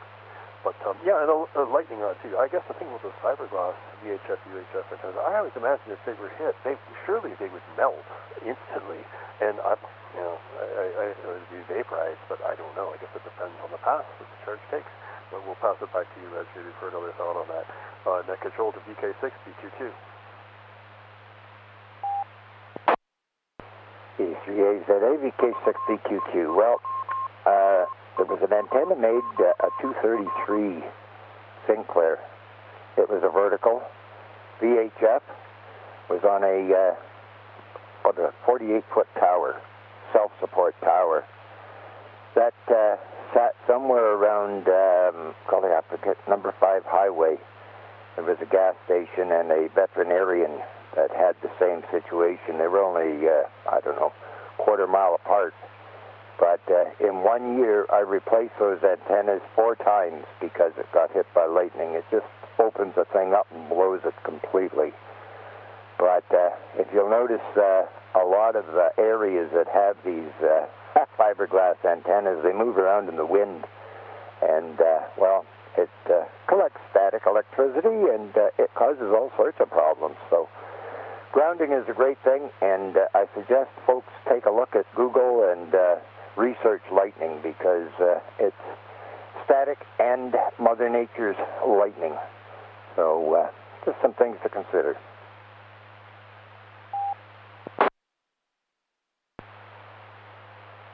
VK6, BQ2, VA3A8, net controller training.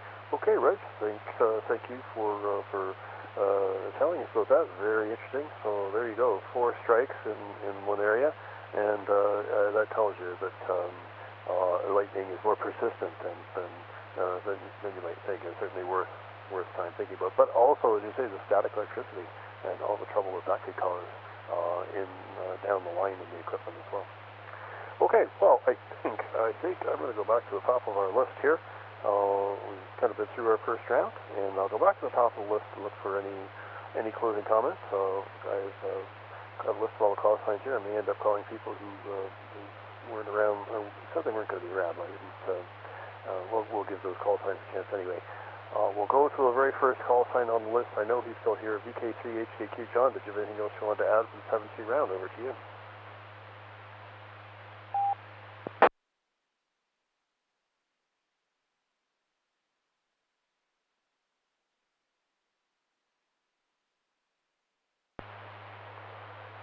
Okay, looks like VK3 HKQ is here. That's fine. VA3AH, I believe Alan is not here. Maybe he's in one of the other conferences. We'll give him a quick try. Alan, VA3AH, if you're there, come on in for a 7-3 round.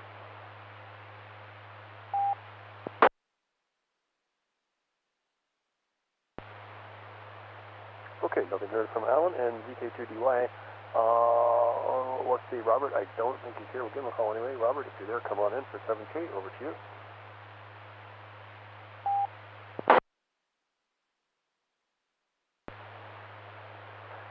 Okay, nothing heard from VK2DY. Let's try David, W9DMC. David, if you're there, come on in for a 7-3. Over to you.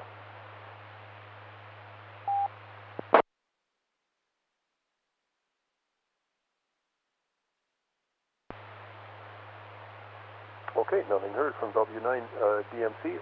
Let's try Ari. I don't think Ari's there. I don't think he's there, but we'll give him a try anyway in case he's on one of the other conferences. YB9GCC, if you're there, come on in for 7-3.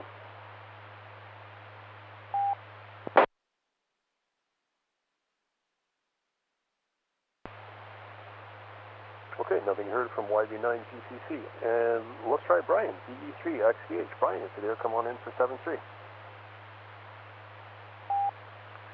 VE3AZA, VE3XPH. Well, Brian, that was some good information this evening. First of all, thanks, Michael, for that mention about grounding to the utility ground. I'll have to make sure I disconnect that.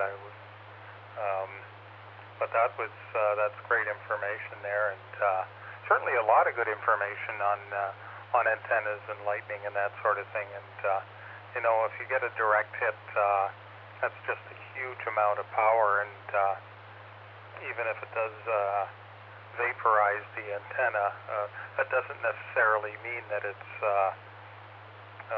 that all of that energy has been terminated anywhere. So it still may go someplace afterwards, and arc over to something else. You never know. So pretty scary when it's, especially when it's a direct hit. But other than that, Brian, thanks for doing the net. Good net tonight, and we're running a little bit long, so I'll keep it short. Say 7-3 to everybody. Stay well and stay safe, and we'll be talking to you again. So back to you, Brian. VA3AZA, VE3XPH.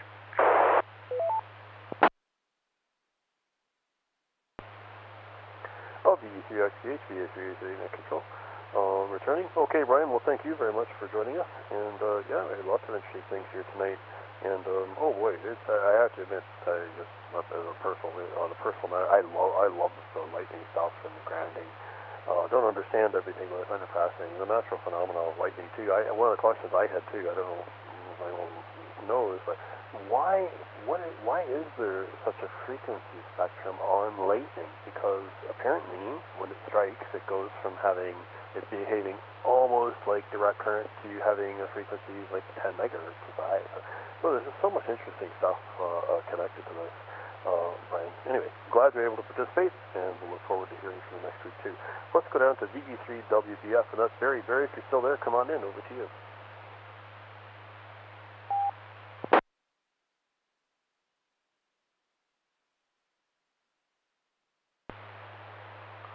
Okay, nothing heard from VE3WBF, and let's try Mark.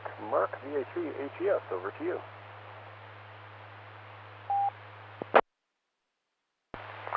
Thank you, Brian. Victor Alpha 3, Hotel Echo Sierra returning. I just want to take an opportunity to say hello to those watching on YouTube. Lawrence, VE3HQM, good evening. And we have an SWL listening tonight, a very good friend of mine from the audio business, Will. He's tuned in to the VE3MIS YouTube channel. He's slowly falling down the ham radio rabbit hole, and has reached out asking about getting his license. And we may have a new one in the ranks one of these days.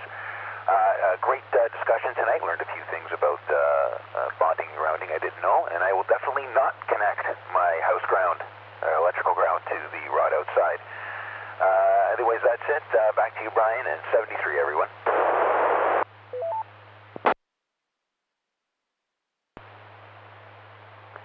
VA3HES, VA3HES net control setting. Okay, Mark, we're glad to hear you, and thank you very much for setting up the YouTube live stream. Interesting to know. We've got a couple people there listening, and potentially some new hams. That's always good to hear. And well, perhaps they'll take the leap. And I don't know when the next course is in Mississauga. I know it just started. I think this week, the latest introductory course, but I don't know what's happening afterwards. But at some point, I'm sure they could find someone to provide them with that training if they're interested. Thanks again, Mark. We're glad to hear from you. Let's see, VE3 VHF. That is Peter. And Peter, if you're there, come on in for a 7-3 round. Over to you. Hi, this is VE3 VGS. Thank you, Mark, for your efforts with the YouTube retransmitting the signals. I'm really curious to hear how my audio sounds like on the receiver, on the repeater. And also special thanks for Michael about the grounding stuff. A lot of good information there. It's a really fascinating subject, And let me drop for a second. I think it's really unfortunate that those little gizmos they sell at different stores, they call them lightning arrestors, because they don't really arrest any lightning, they just evaporate it if hit by lightning. They just limit exposure to the static electricity and the lightning that happens kilometers away. But anyways, that's what they are called, and it's a little bit confusing. Anyways, everyone, have a good day or good night, depending on where you are. 73, VE3 VGS, back to you, net control.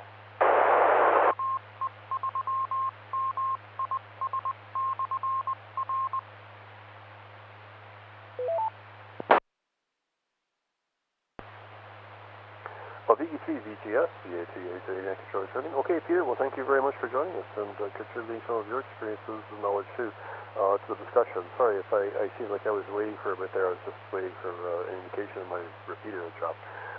But thank you very much for joining us. You're welcome to join us at any Tuesday. Anyone can come and participate in the net. And it's, you know where we are, and you know what time we're here, basically from 8:30 to whenever we finish, around 10. I know there's also the Aries net too. I think I heard you on the Aries net a little bit earlier. But thanks for joining us. And let's see, we're back to Michael here. VE7KI, Michael, is there anything else you wanted to add? Net control to VE7KI.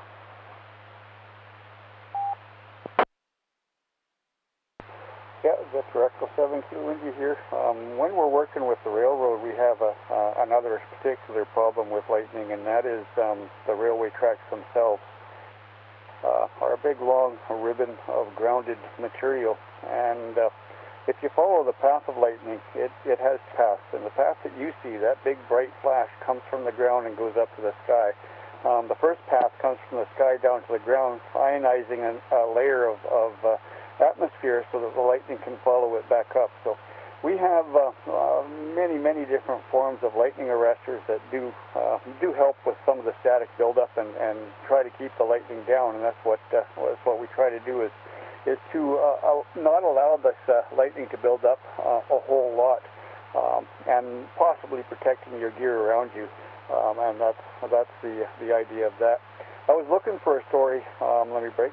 I was looking for a story on a man that I know of that we've used to tell all the time, and I found the story. I'll post it in the bottom, about a British soldier who'd been hit by lightning 4 times, and then each time he was made more and more crippled, and lightning finally killed him in Vancouver, and not too many decades ago, his gravestone was obliterated by lightning as well. So the guy got hit by lightning in Great Britain, where he's from. He got hit by lightning on the field in France.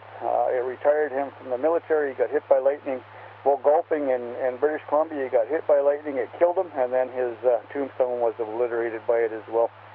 And a guy that got hit by lightning the most times, which I found looking for that's a guy named Roy Sullivan in the States, and he got hit by it 7 times. So it does hit.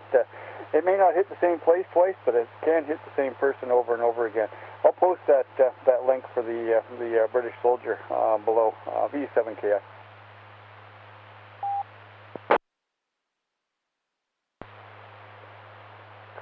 VE7KI, VA3 net control returning. Okay, Michael, very interesting. That's quite an attractive target, I guess, for lightning. I don't know, who knows why, but like maybe he was just often in the places where the lightning was too. But hitting the gravestone, that seems particularly vindictive of the lightning. I guess the lightning is a little bit like that. Yeah, do post that. I think you've got something up there right now. I can see it in the, I see it in the window there, so I'll have to take a look at that one. Anyway, great. I'm so glad you joined us, able to share with us all this information. Let's go down to Jason. We'll see if Jason is there. Jason, if you're there, come on in for a 7-3 round. Net control to VA3 PLJ.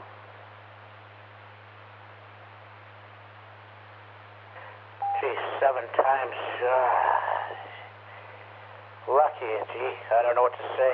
But no, I've been listening on, not so much report, but thank you, though.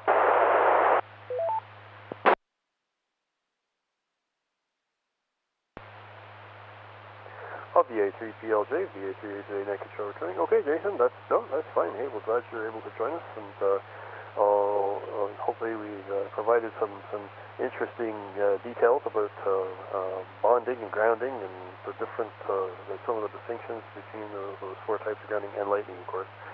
So glad you're able to join us. Let's see, and then we've got Uwe here, VE3TGL. Uwe, if you're still there, come on in for 7-3. Over to you. Net control, V3TGL here, Uwe. Yeah, really good net.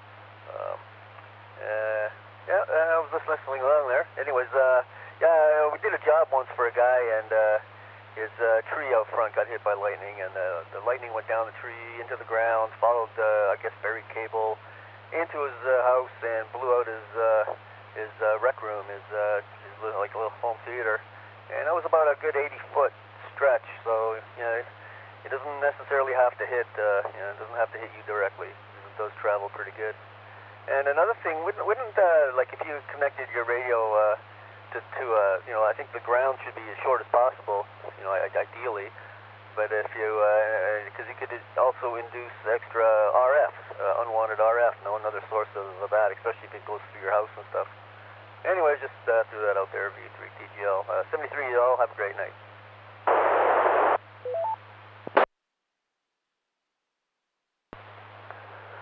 VE3TGL, VA3HA net control, returning. Okay, yeah, I think generally that actually sounds like great. That sounds like an interesting story. Obviously, it wouldn't be great if it happened to you with the lightning traveling through the ground. I think I've seen pictures of that type of event on the web where the lightning hits a tree and there's a charred path in the ground from the tree, down the tree, into the ground, maybe along a route, I don't know, and then into a building where it causes further damage. So it's kind of surprising in how persistent it is about getting from one point to another.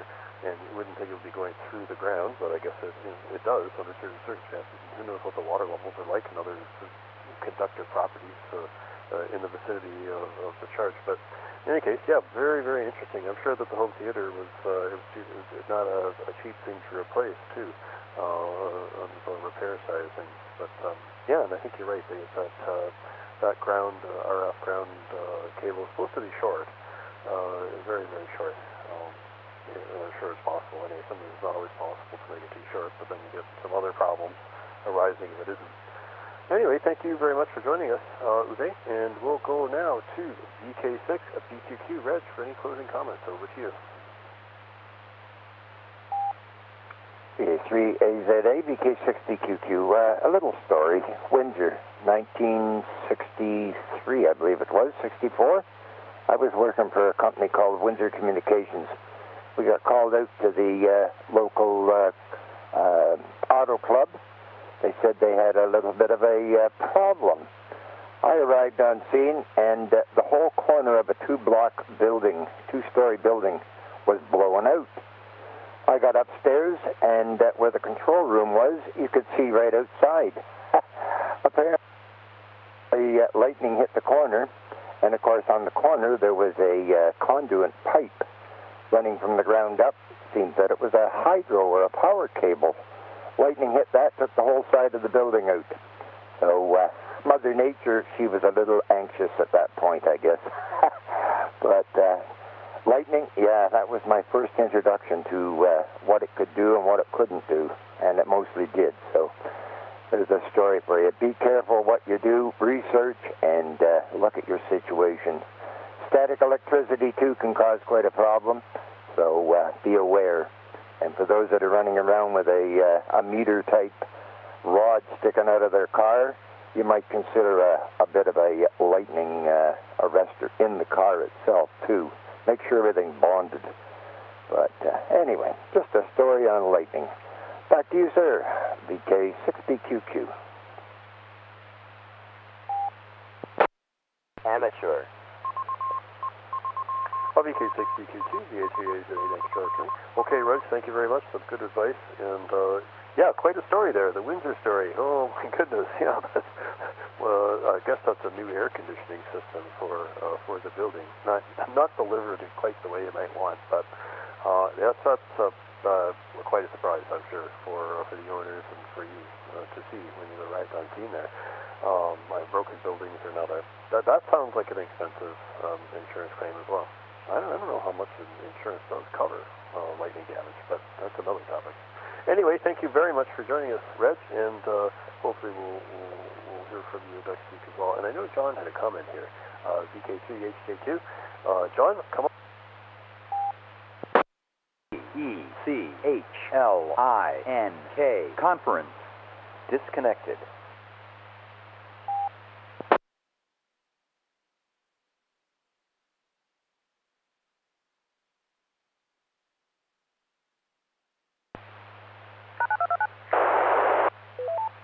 Connecting to Echolink TECHLINK conference.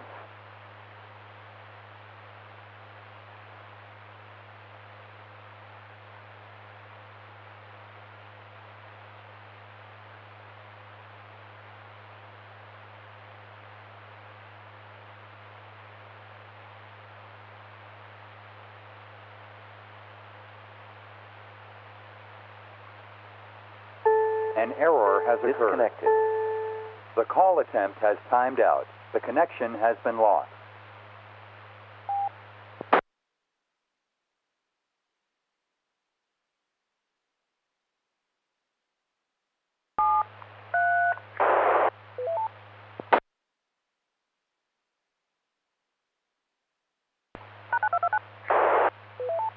Connecting to Echolink TECHLINK conference.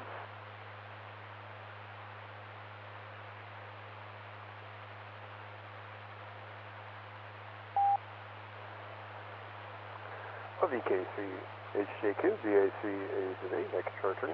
Okay, John, that sounds very, very interesting. I mean, that's 20 kilovolts or thereabouts, or 50s. Wow, that's a lot of juice, or a lot of voltage. So, yeah, I guess it was enough to hit some sort of breakdown value in the wood. But I'm strictly speculating. There must have been something in there that was open to being a pass. Very, very interesting. Yeah, see, I didn't have a picture of that. That'd be a neat thing to. I maybe didn't have it recently, but that'd be kind of a neat thing to look at. But excellent. Well, thank you very much for that little story. And I think that's going to bring us to about the end of the net. We may have been disconnected from the VE3MIS repeater. No, maybe we're not. We're still connected. Let's take a look here. Yeah, yeah, okay, good. So, let me make one last call, see if there's anyone else out there, and then we'll close it all up. So if you're out there and you'd like to join us for the very last call of the Mississauga Amateur Radio Club Tuesday night meter net, come now please to the call sign, spelled phonetically, followed by your first name, and thank you, Brian, for getting the RF back. Come now please.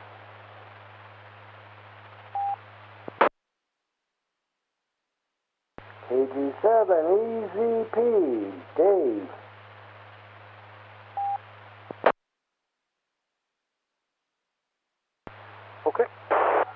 Okay, net control acknowledges Kilo Golf 7, Echo Zulu Papa, and I believe that is Dave.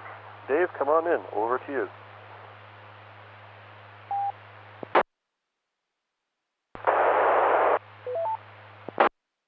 Back in the 70s, I was a broadcast engineer in Phoenix, Arizona, and at night we had a spark gap to lead off all the static electricity, and you could see that thing just sparking up a storm. And it was about a 3 or 4 inch gap, and going like crazy. And one time there was a phase 4 tower transmitter, and the lightning hit one of the towers and really made a spectacular spark, and the loudness was deafening. Anyway, brings me back, but yep, that's all I have to say, and thanks for all the good information. KG7 EZP 73, good people.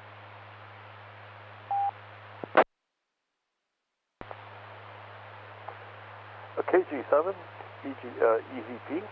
This is the VA3AZA net control. And Dave, thanks for that story. And actually, this was something that I guess Reg was talking about a little bit earlier too.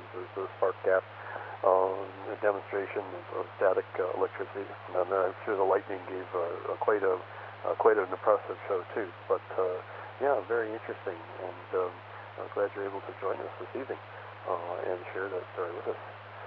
Okay, well, that brings us to the end of that. We had about 16 or 17 check-ins and lots of good QSOs there. So it brings us to the end for tonight. And I just want to thank everyone for joining us. If you have any comments, thoughts, or suggestions, you can contact us via email at VE3MIS@RAC.ca. That's Victor Echo 3, Mike India Sierra at Romeo Alpha Charlie Alpha. This is Victor Alpha 3, Alpha Zulu Alpha, Brian, closing the net and returning the feeder to general use after taking a few minutes from the 19 But thank you all again for your participation. It was a pleasure as always. And 7-3.